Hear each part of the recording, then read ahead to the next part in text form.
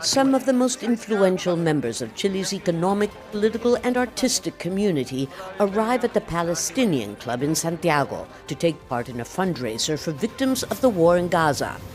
Former Congressman and Constitutional Convention delegate Fuad Chain is among them.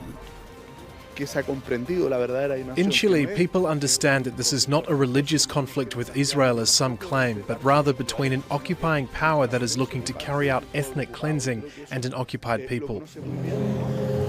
Like the majority, Chain's grandfather came to Chile to avoid the army when Palestine was controlled by the Ottoman Empire and later the British.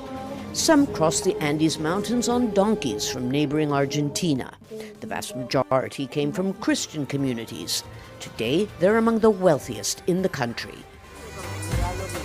In Patronato, nicknamed Little Palestine, the streets are full of Palestinian restaurants, bakeries, and symbols of support for the Palestinian cause. The first Palestinians began arriving at the end of the 19th and beginning of the 20th century.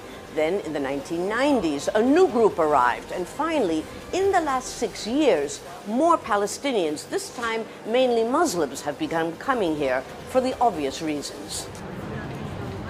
22-year-old Aya Al-Hamidi came to Chile with her parents from a refugee camp on the Iraqi-Syria border. She's now a citizen. I'm grateful to Chile because it's a country that opens its doors to people who are suffering. Aya has spent every weekend at demonstrations to denounce what many in the community describe as Israeli genocide in Gaza.